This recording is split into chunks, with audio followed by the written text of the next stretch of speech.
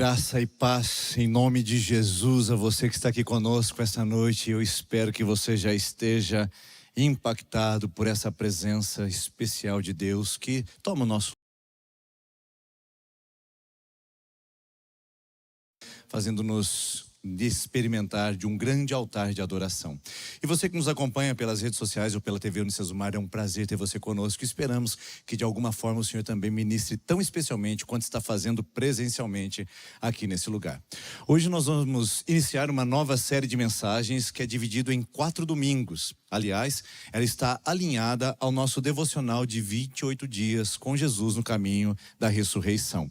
Caso você não tenha adquirido o seu exemplar, nós temos aqui ainda algumas poucas unidades e você pode passar ao final da celebração. Não tem problema você começar com o propósito de jejum e oração. Você tem mais 21 dias pela frente ainda e pode usar esse momento para aprender da palavra. Aliás, se você também quiser aproveitar e ao invés de dar um presente à base de cacau e dar um presente à base da palavra de Deus, é um bom instrumento e eu tenho certeza que as pessoas serão duplamente edificadas. Primeiro, porque você lembrou delas e segundo, porque você entregou um conteúdo da palavra de Deus que vai ser abençoador. Então, ao final você pode também adquirir o seu devocional e levar para casa. Na nossa proposta do devocional, nós viemos essa semana falando sobre Jesus no cotidiano da vida. A partir dessa semana nós entramos na segunda fase, onde falamos sobre Jesus no sofrimento da existência, fazendo menção do momento sacrificial, a cruz, a dor e o sofrimento. Semana que vem, depois, nós entraremos em Jesus no silêncio da alma, o sábado silencioso, as incompreensões do coração. E no último domingo, que vai culminar com a nossa celebração do amanhecer e também com a cantata Em Memória, nós vamos falar sobre o caminho da ressurreição no despertar da esperança com a pedra removida. Então eu queria solicitar a você, encorajar você para não perder nenhum desses domingos, porque na verdade eles são a coroação de todo o processo de devocional que nós estamos fazendo para o entendimento daquilo que nós estamos vivendo no cotidiano da vida com Jesus. Aliás, o tema dessa noite, no caminho da ressurreição, no cotidiano da vida. Talvez você já se reclinou para trás aí na sua cadeira, talvez pensou em mudar de canal, talvez pensou em parar o vídeo, mas a verdade é que eu sei. A palavra cotidiano, parece muitas vezes uma palavra tediosa demais, uma palavra rotineira demais, comum demais. Quem gosta de cotidiano? Cotidiano diz respeito àquelas atividades padrões, automáticas e contínuas que fazemos muitas vezes sem nos dar conta de que estamos ali e nem tomamos consciência delas. A verdade é que nós estamos sofrendo ainda mais uma sociedade que aprendeu a cultura do grandioso, do impressionante, do extraordinário. Sim, você já percebeu isso, que estamos sempre à busca do take perfeito, do vídeo ideal, daquele momento onde a gente pode registrar e tornar a nossa vida um pouquinho mais atrativa, um pouco mais relevante e quem sabe com alguns mais likes e curtidas nas nossas redes sociais. Estamos sempre à procura de algum tipo de extraordinário que tire a nossa vida do solo comum e tire a gente do cotidiano.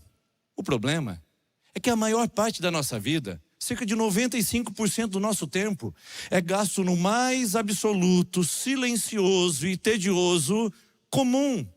Contas a pagar, filhos para levar para a escola, academia para fazer, compras a realizar. Tudo isso faz parte do nosso processo tedioso e comum, que não tem nada de extraordinário e não tem nada de espetacular numa sociedade que se move e se empolga apenas com eventos admiráveis e espetaculares. Eu sei que você não está sozinho nisso. Uma legião de pessoas vem atrás, porque a nossa cultura nos pressiona silenciosamente para que a gente idolatre e adore o grandioso, o visível, o espetacular, o extraordinário. A verdade, quem já disse isso certa vez, que estudou essa realidade social, ele chamou de sociedade do espetáculo. Mas só tem um detalhe. Quem cunhou esse termo foi Guy Debord, que é um sociólogo francês, que escreveu um livro que leva esse título em 1967. Não tinha TikTok, não tinha Instagram, não tinha rede social, mas ele já antecipava que a sociedade se movimentaria para um ambiente de mediatização da vida. onde a imagem valeria mais do que a verdade, onde o parecer seria mais importante que o ser, onde as pessoas estariam espetacularizando a sua existência para torná-la sinônimo de vaidade, de preciosidade e de relevância. Eu acho que ele acertou na mosca, como a gente costuma dizer no popular. Cerca de 40 anos antes da chegada das redes sociais, ele já declarou que nós estaríamos sendo consumidos pelo conceito de viver uma vida espetacular e fugir de tudo que nos pareça tedioso, comum, transitório, trivial, fugral. E a gente vai nesse caminho constantemente, não é verdade? O problema é que isso não se estanca só na nossa relação social. A questão não é nosso desafio de querer criar coisas espetaculares num mundo que, na sua maioria do tempo, indiscriminadamente é tediosa e comum. O problema é que agora eu vou pedir licença para o sociólogo francês e criar o meu próprio termo. Que nós não ficamos imunes e neutralizados diante desse novo contexto e dessa forma de ser.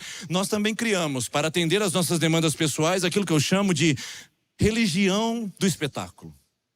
A religião do espetáculo é baseada em nossas emoções intensas, nas nossas experiências impressionantes. A religião do espetáculo, ela é movimentada naquilo que é extraordinário, inigualável, incomparável. Experiências que movimentam o nosso ser e trazem o quarteto fantástico dos hormônios para serem derramados sobre nós efusivamente.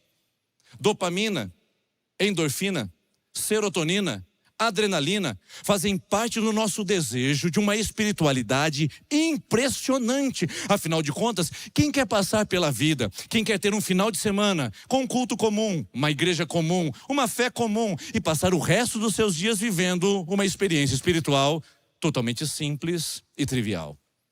Por isso que nós nos empolgamos e nos admiramos em construir um portfólio, em construir um retrato pessoal, onde a nossa vida espiritual de alguma maneira seja vibrante, intensa, poderosa, e pensemos o tempo todo que assim deve ser uma vida extraordinária. Mas eu quero te lembrar que, infelizmente, da mesma forma como a nossa vida humana se passa na sociedade, 95% do nosso tempo, se não mais, é gasto numa espiritualidade totalmente comum, simples, trivial. Uma espiritualidade que acontece no cotidiano da vida, discreta, sem luzes, sem empolgação, sem sentimentos que nos absorvem, sem aquela sensação de absorção total. Por isso, muitos frustrados, muitos decepcionados, porque por não conseguirem manter uma espiritualidade impressionante de espetáculo, acabam se reduzindo a um lugar dizendo que Deus não está e que Deus não permeia a sua vida. A verdade é que, diante desse contexto, a gente precisa fazer uma pergunta. Será que Deus não está? Ou a nossa religião de espetáculo acabou por concentrá-lo, defini-lo, por encaixotá-lo dentro das nossas próprias perspectivas, nosso próprio cronograma semanal, nosso próprio endereço, e a nossa própria localização geográfica para isso acontecer? O que eu quero perguntar, para começarmos a nossa conversa, é se conseguimos identificar no mundo espetacular, numa espiritualidade espetacular, um Deus que se apresenta no comum. Um Deus que se revela no ordinário da nossa vida. Que está presente quando você tem que trocar aquelas fraldas dioturnamente. Que está presente quando você tem que entrar num trabalho maçante, repetitivo e constante. Que está presente quando você tem que lidar com a dor do luto e do sofrimento e da despedida. Que está presente quando você luta como qualquer outra pessoa com as dores da decepção e da traição. Que está presente quando você está transitando pelas ruas da cidade ou quando você está entrando num hotel diante da sua viagem que foi feita. Que está presente em cada momento, em cada espaço, em cada cronômetro da nossa história. Será que não estamos perdendo alguma coisa? Será que nesse anseio de ter sempre algo espetacular para contar, sempre algo fascinante para postar, será que a gente não está perdendo algo especial, comum, que acontece na rotina da nossa vida e no cotidiano da nossa existência e que não estamos nos dando conta? O risco que você e eu corremos nesse momento é o risco de não perceber a invasão silenciosa de Deus no cotidiano da vida. Eu gosto dessa frase. Ela é poética, ela é profunda, ela é metafórica.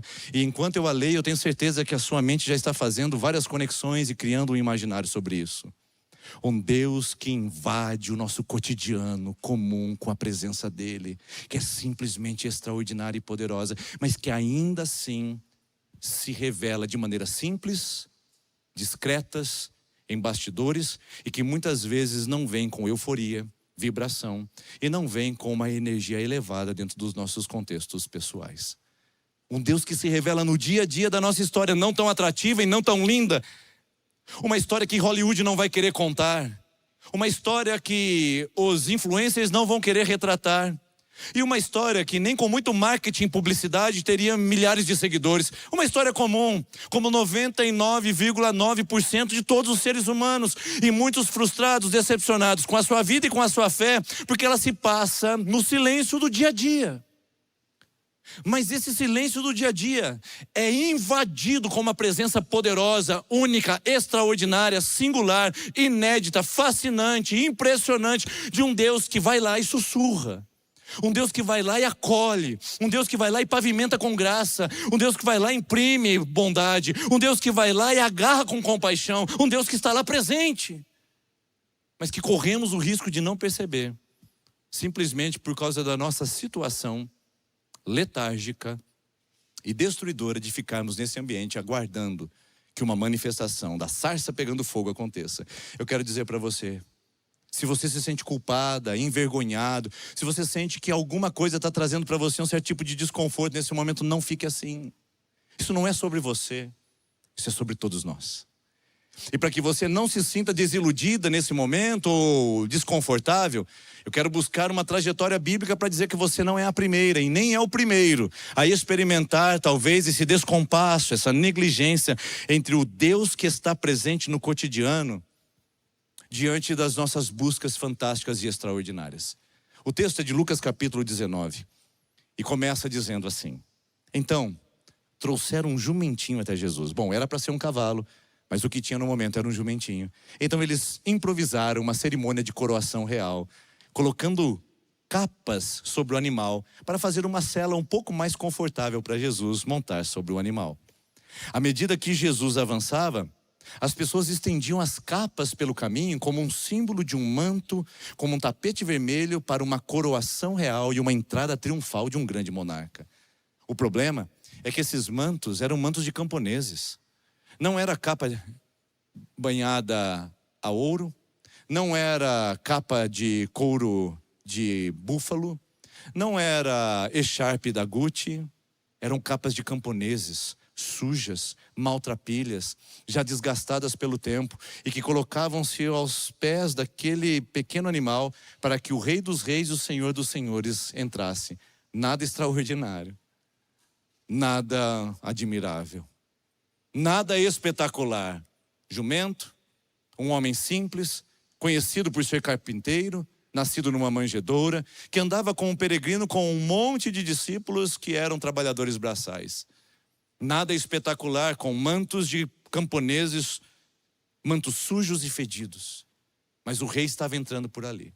E quando o rei entra por ali, nós temos dois grupos que reagem a essa entrada. O primeiro, quando Jesus se aproximava da descida do Monte das Oliveiras, o primeiro é a multidão de discípulos, que começou com muita alegria a louvar a Deus em alta voz por todos os milagres que tinham visto. E diziam, Hosana! Nos outros evangelhos é colocado o termo grego Hosana, que significa salva-nos. Bendito que vem em nome do Senhor, paz no céu e glória nas maiores alturas. E alguns fariseus, olha o outro grupo aparecendo aqui, disseram em meio à multidão, mestre, repreenda os seus discípulos. Mas Jesus respondeu, eu afirmo a vocês que se eles se calarem, as pedras clamarão. Veja só que nesse texto nós temos dois grupos que estão diante da mesma presença, mas que não conseguem perceber a realidade, não conseguem discernir a realeza deste homem que entra montado no jumentinho e o propósito desse homem de salvar a humanidade. Eu vou explicar isso para vocês. Primeiro, o grupo inicial, a multidão dos discípulos, formada em sua maioria de camponeses, eles não estavam interessados no Rei Jesus. Eles não estavam interessados na salvação eterna. Porque quando eles dizem, Hosana, salva-nos, eles estão em apuros. E que apuros são esses? Não era sobre o pecado, porque eles não sabiam e não tinham sido revelados a isso. Não era sobre o inferno, porque eles não tinham esse conceito. Eles estavam em apuros porque eles estavam sendo sobretaxados pelo Império Romano. Roma explorava o leão e o imposto de renda. Se você, ainda hoje, nos dias atuais, se questiona sobre isso, Volte um pouquinho na história e você vai ver o que esses homens eram violentados financeiramente através dos altos tributos romanos. Até a condição de subsistência lhes era cerceada, lhes era roubada, por causa dos altos tributos e as imposições de um império cruel que os oprimia a todo custo para aumentar sua riqueza e aumentar o seu arsenal bélico.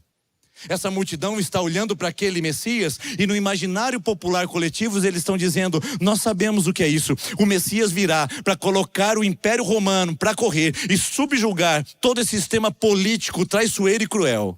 A primeira multidão está animada pela possibilidade desse rei assumir o trono e dar o alívio pessoal, financeiro e social que tanto eles buscavam. Só que Jesus não se enquadra nessa perspectiva de Messias. Jesus foi uma frustração para esses discípulos, para essa multidão que havia uma expectativa exagerada sobre e deformada sobre o Messias. Porque naquele momento e naquele lugar, eles estão dizendo: salva-nos, o Senhor é bendito. Mas como que eu sei que eles desistiram dessa jornada logo em seguida? Porque o texto bíblico diz que no dia da crucificação de Jesus, todos os discípulos o abandonaram, inclusive essa multidão aqui. Por quê? A frustração é imediata, a decepção é objetiva. Eles acreditavam que o Messias iria subjugar Roma e não ser subjugado por ela. E ao vê-lo naquela cruz, e ao vê-lo sendo cruelmente castigado pelos algozes romanos, eles se afastam e dizem: ele talvez não seja o Messias que a gente imaginava.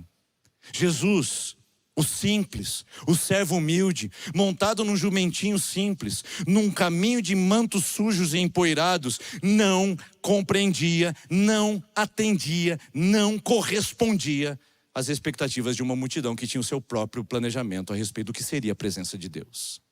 O segundo grupo ainda pior. Os fariseus querem calar a multidão porque eles são os detentores do poder da religião e eles dizem o que é certo e o que é errado. Os saduceus, a elite sacerdotal que estava encastelada como uma corja dentro do templo de Jerusalém, dizendo o que era e o que não era, o que era possível e o que não era, estão profundamente ofendidos agora com a presença desse Messias que não cabia na história deles. A própria religião da época tinha pintado e desenhado o seu próprio conceito de Messias. Eles haviam feito uma projeção e criaram um holograma perfeito. O Messias virá, colocará o Império Romano para correr, subjugará César, mas o principal, ele vai nos elevar como religião oficial para dominar o mundo. E quem não aceitar a nossa religião será destruído. Esse era o modelo jihadista, farisaico, saduceu, que quando viram que Jesus não corresponderia às expectativas, mandaram crucificá-lo. Porque se ele não é o Messias que cabe na nossa narrativa, se ele não é o Messias que cabe na nossa imaginação, na nossa religião de espetáculo, então ele não deve viver. Pelo contrário, deve ser silenciado. E a melhor maneira de silenciar seria a própria cruz do Calvário. Lembre-se, estamos diante de um espetáculo acontecendo. A multidão empolvorosa dizendo: bendito é o que vem em nome do Senhor. Mas não perceberam quem é que estava entrando ali. Eles queriam um rei humano e um monarca para libertá-los do poder humano. O templo estava cheio de transeuntes e de visitantes que vieram para Jerusalém por causa da Páscoa. Nunca em tanto tempo Jerusalém estava tão infestada de visitantes e turistas. Mas aquela religião oficial estava tão distante de Deus que nem perceberam que estavam negligenciando e desconsiderando o Salvador. De um lado a multidão, de um lado a religião oficial, e ambos não percebendo quem Jesus era. Ambos tendo uma imagem desfigurada daquela presença que os tocava ali e naquele momento. E como Jesus reage? Como você acha que Jesus atua logo em seguida? Quando ele chega na cidade, quando ele faz a leitura da multidão, quando ele percebe o contexto, como você acha que Jesus responde a tudo isso? Bom, eu não preciso imaginar, você também não precisa imaginar. É só ler as Escrituras. O versículo seguinte mostra qual foi a reação de Jesus ao ver essa deformidade, essa falta de compreensão, de entendimento de quem ele era. O versículo 41 diz assim: quando se aproximou, viu a cidade e Jesus chorou por ela. Existem 3 lugares que Jesus chora nas Escrituras. Um está aqui, o outro é quando ele chora por causa de Lázaro, e a terceira vez é quando ele chora no Getsêmani, apresentando clamor e lágrimas diante de Deus. A palavra chorar aqui é um pouco mais intensa. A palavra grega, klou, é uma palavra que está relacionada a derramar lágrimas, apenas o ato biológico de chorar. Mas existe um prefixo que é utilizado em alguns termos gregos para dar intensidade, e esse prefixo é a letra E. E aqui nós temos uma tradução dizendo que Jesus chorou, mas a verdade é que Jesus lamentou profundamente, agonizantemente, porque é eclo, intensidade de lágrimas, intensidade de clamor, intensidade de súplicas. Não é um choro de revolta, não é um choro de indignação, não é um choro de rebeldia ou de raiva, é um choro de lamento, é um choro de tristeza, porque ele estava exatamente presente diante daquele grupo, exatamente presente para se revelar a uma multidão que não o percebeu e que nem o reconheceu. Então Jesus agora, num clamor de funeral, ele diz: ah! Percebeu? Está aí nas escrituras. Ah! Essa palavra é uma interjeição que era utilizada muito frequentemente pelas carpideiras, que eram contratadas para dar uma ênfase e para dar um certo tipo de experiência naquele ambiente de funeral. Lá naquele lugar, as carpideiras gritavam, batiam no peito, jogavam cinzas sobre a sua cabeça, raspavam ou tiravam seus cabelos, gritando: ah, ah! É o mesmo clamor que Jesus usa. É a mesma proposta que ele faz aqui. Um conceito de compaixão, um conceito de misericórdia, um conceito de lamento que Jesus apresenta à sua comunidade e diz: se vocês soubessem quem eu sou, se vocês entendessem o que é a paz de vocês, porque a paz de vocês, olha aí o texto dizendo: ah, se nesse dia você compreendesse o que te traz a paz, todavia isto agora está oculto aos seus olhos. A paz de vocês não vem com espada, a paz de vocês não vem quando o Império Romano parar de extorquir os seus tributos. A paz não vem em cavalos poderosos, em generais de guerra. Ah, se vocês entendessem quem eu sou, estou pisando o cotidiano de vocês, e estou tocando o simples de vocês. Ah, se vocês soubessem quem eu sou. E aí Jesus apresenta a palavra que não quer calar. A palavra que ele coloca para fora é a palavra que explica o porquê que ele estava triste, o porquê que ele lamenta sobre a Jerusalém performática, o porquê que ele chora diante de uma multidão espetacularizada. O texto vai indicar para você agora: ah, se você compreendesse o que traz a paz. Mas virão dias em que os seus inimigos construirão trincheiras contra você, a rodearão e a cercarão por todos os lados, também a lançarão por terra, você e os seus filhos. Não deixarão pedra sobre pedra, porque você não reconheceu, você não percebeu, você não identificou e nem discerniu. A palavra que Jesus usa duas vezes aqui, que é traduzida de forma diferente no português, conhecer e reconhecer, compreender e reconhecer, é a palavra grega gnosko. Gnosko significa conhecimento profundo, que não é só pelas vias cognitivas, e não é apenas um entendimento racional. Gnosko é um entendimento que toma a mente e o coração, que envolve sentimentos e cognição. É um conhecimento profundo com a experiência com o outro. Você não conhece letra, você não conhece livro. Isso é informação. Você conhece pessoa. E Jesus disse: se vocês me conhecessem como pessoa, se vocês entendessem quem eu sou e eu sou o que traz a paz para vocês, vocês estariam num outro contexto. Mas, por não me conhecerem, vocês viverão caos. Se você acha que o caos é agora, nessa guerra, isso é só especulação. O caos já aconteceu no ano 70 depois de Cristo. O imperador romano chamado Tito entrou contra Jerusalém, derrubou os muros, queimou o templo, destruiu, não ficou pedra sobre pedra. Essa Jerusalém que nós conhecemos hoje, ela foi reconstruída. E no decorrer da história, ela foi reconstruída 12 vezes, só para você ter uma ideia. E Jesus diz para essa geração: se vocês, e por vocês não me reconhecerem, o caos se instala. O que Jesus está dizendo é: se nós não o conhecermos, se nós não relacionarmos com Ele em termos de pessoa, nós vamos ser escravos e reféns de um modelo espetacular de sociedade, querendo a libertação só para o hoje, a bênção só para hoje, e um modelo espetacular de religião que projeta um Deus que não tem nada a ver para entrar no seu mundinho. Um Deus criado para encaixotar. Um Deus criado para caber dentro das nossas expectativas irrealistas e humanas. Não, não é esse Deus que o Evangelho apresenta. Por isso o nosso chamado é reconhecer, conhecer o tempo da visitação. E qual é o tempo da visitação? Ora, a oração de Jesus em João capítulo 17 fala sobre isso. Jesus, quando vai orar pelos seus discípulos, ele diz: Pai, glorifica o teu filho assim como eu glorifiquei o teu nome na terra. Pois a vida eterna é essa, escute isso. A vida eterna é essa, que conheçam, gnosco, que tenham um relacionamento, que se apropriem do discernimento, que conheçam a ti, Jesus Cristo. Ou melhor, conheço a ti, o único Deus verdadeiro, e a Jesus Cristo a quem enviaste. O clamor de Jesus é para que nós o conheçamos e o percebamos dentro do momento que se chama hoje, que é o tempo da visitação. Tempo da presença, tempo do toque, tempo do cuidado, tempo da intervenção, tempo da manifestação. Coloque o que você quiser à frente da palavra tempo, mas desde que caiba ali a presença inigualável, incomparável, presente e eterna de um Deus que não deixa, não desampara e não abandona. Deus tem manifestado o tempo da visitação dele sobre a sua vida. E a minha pergunta é se você tem percebido, ou se tem sido escravo do espetacularismo do mundo de hoje. Deus tem trazido um tempo de visitação agora na mesa da sua casa. Aqueles olhares, aqueles sorrisos ao redor da sua mesa é tempo de visitação e talvez você não tenha percebido. Deus tem colocado um tempo de visitação no seu trabalho. Aquela provisão, aquela pessoa que acabou de se achegar, é tempo de visitação e talvez você não tenha notado. Deus colocou um tempo de visitação no seu tempo hoje. Uma nova perspectiva, uma nova esperança. Depois de dias de caos e depois de um silêncio profundo, o tempo da visitação está aí. Talvez você não tenha percebido.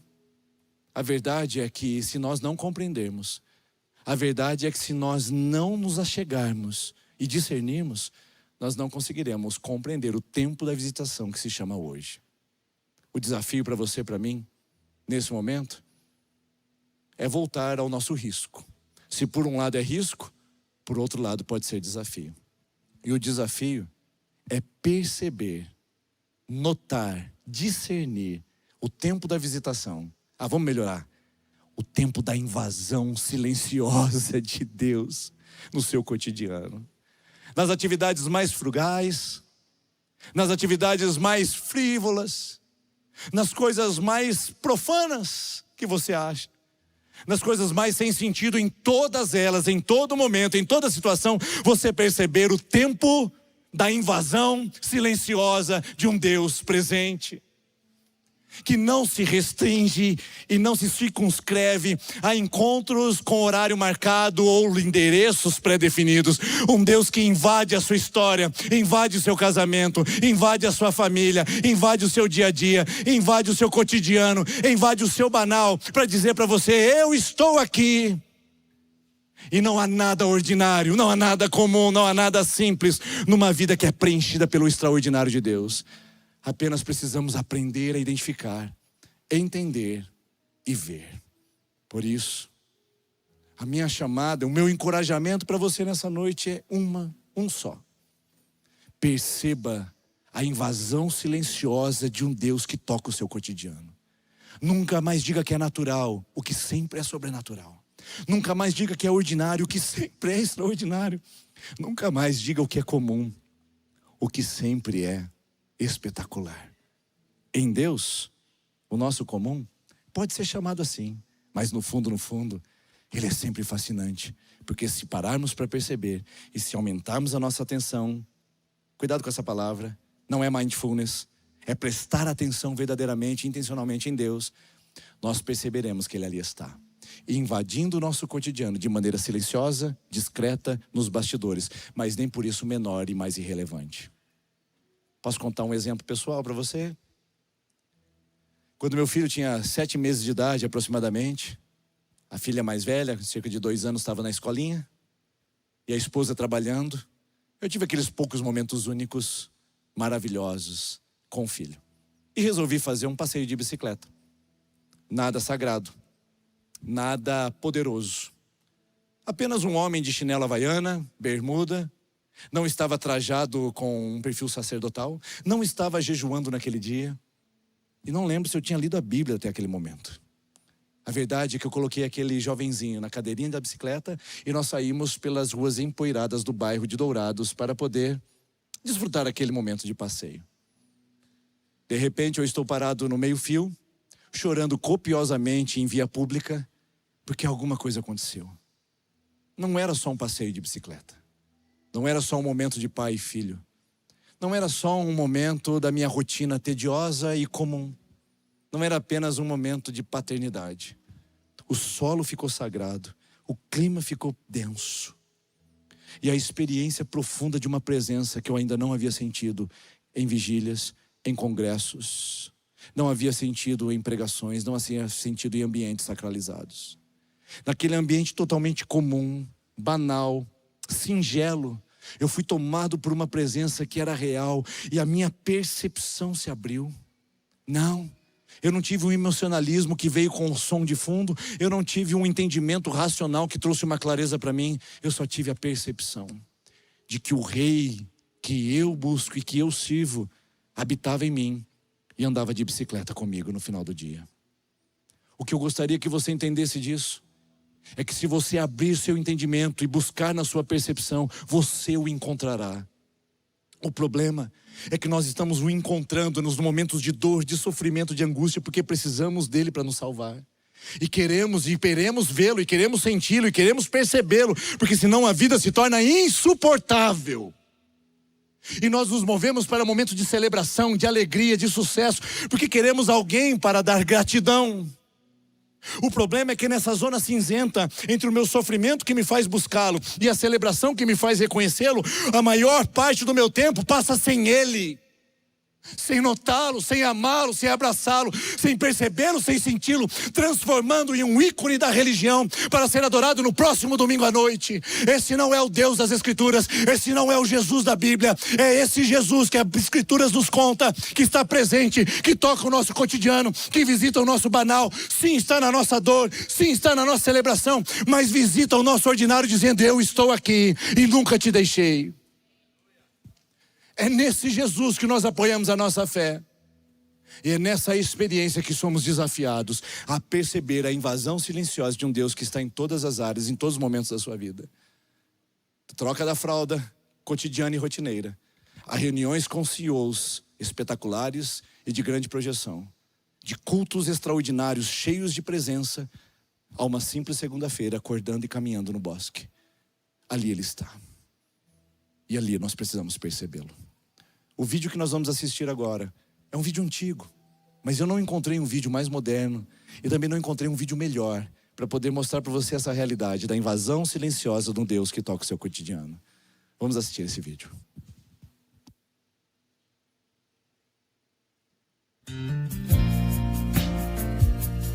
Heavenly Father, we love your precious name.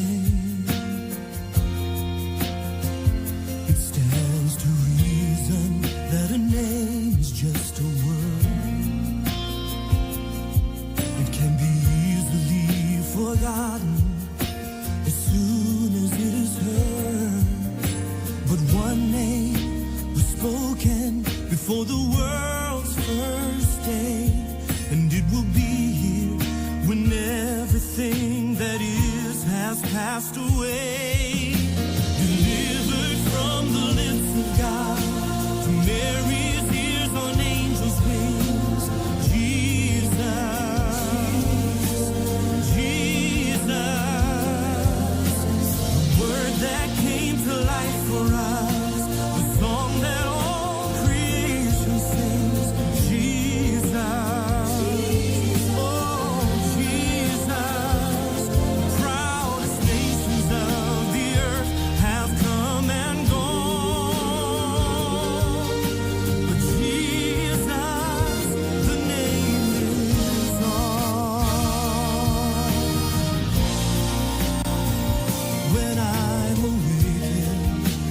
Terrifying dream.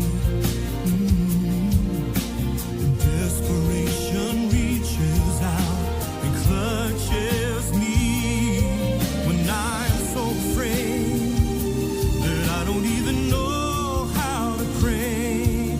Simply speak it and I feel it, and it chases fear away.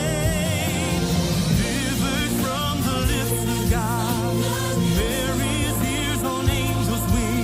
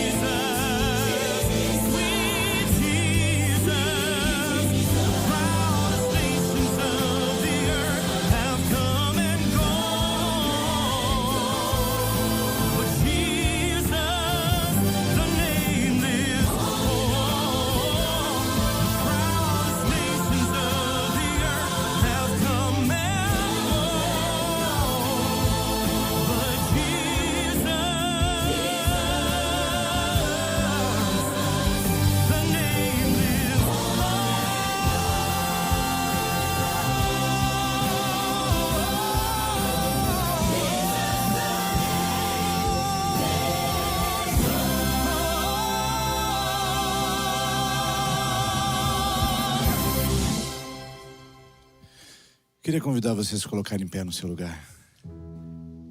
Para não perder o que você acabou de receber aqui e a sua mente não devagar, eu gostaria que você fechasse os seus olhos. Fechar os olhos é um ato de concentrar para dentro, para evitar os barulhos externos e as distrações. E com seus olhos fechados, eu gostaria que você pudesse ir àqueles lugares mais tristes que você já experimentou na sua história. Aqueles ambientes mais nebulosos e mais catastróficos. Você percebe que não é difícil notá-lo lá? Ele estava lá. Ele te acolheu, ele te amparou, ele te livrou, ele te sustentou, você passou por isso. Não é difícil de notá-lo. Ele estava lá quando tudo parecia desmoronar. No caos, na dor, na lágrima. Ele estava lá. Agora, nesse mesmo ambiente, você volta e enxerga lugares de celebração, suas vitórias. Veja quantas coisas boas lhe aconteceram. Ele também estava lá e não é difícil ver, não é verdade?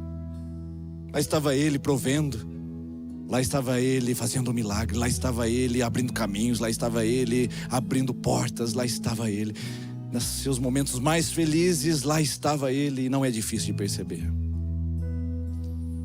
O que eu convido você agora é ser um tipo diferente de discípulo e olhar agora para o seu dia a dia.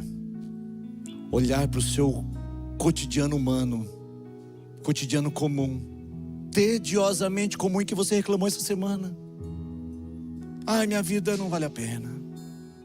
Não tem nada fantástico acontecendo. Mas eu gostaria de convidá-lo e convidá-la a percebê-lo, a notá-lo, porque Ele também está aí. Ele não é o Deus das catástrofes e o Deus das celebrações. Ele é o Deus da nossa vida por completo. E Ele quer te acolher, te abraçar, te sustentar. Ele quer se revelar a você. Ele quer ser mais do que um livro que você lê. Ele quer ser mais do que uma religião que você frequenta. Ele quer ser mais do que um templo que você visita. Ele quer ser a pessoa mais especial da sua história, para que você o note em cada movimento, para que você o respire, para que você o sinta, para que você o perceba. Perceba essa presença única, inigualável, que ocupa todos os segundos da sua história, cada metro quadrado da sua existência, passado, presente, futuro, ontem, hoje e amanhã. Lá está Ele. A presença dEle é real. A presença dEle é real. Perceba essa presença. Reconheça o quanto ela tem se manifestado na sua vida, no discreto, no silencioso. Nem porque ela é discreta, ela não é real. Apesar de ser discreta, ela é real. Tua presença é real.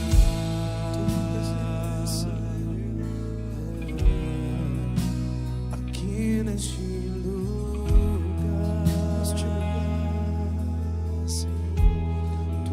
presença é real.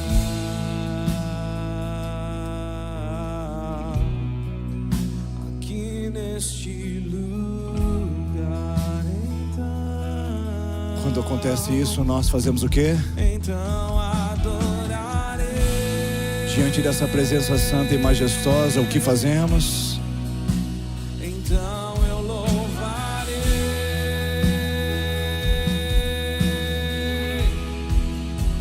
Então me renderei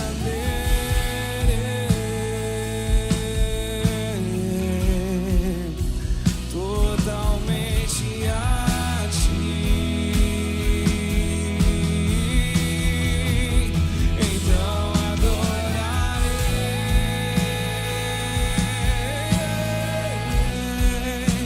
Então eu louvarei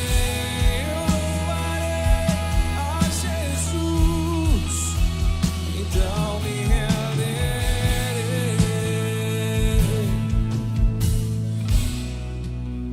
totalmente a Ti, a Ti.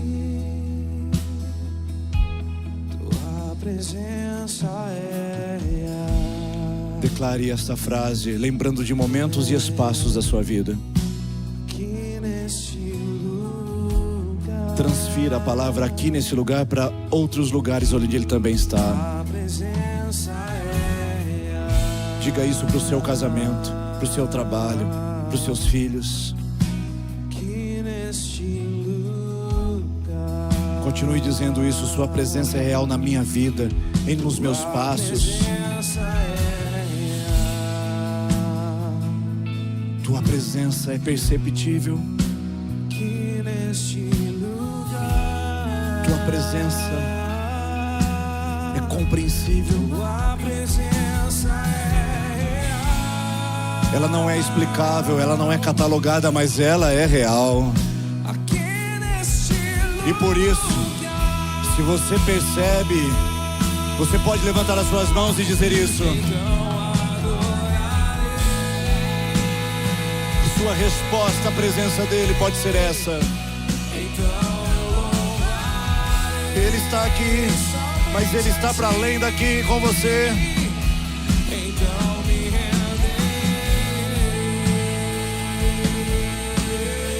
renderei totalmente a ti. Então, se renda. Teu nome, Senhor. Teu nome, Senhor. Então eu Elevado, excelso, exaltado, supremo. somente a ti. Então me renderei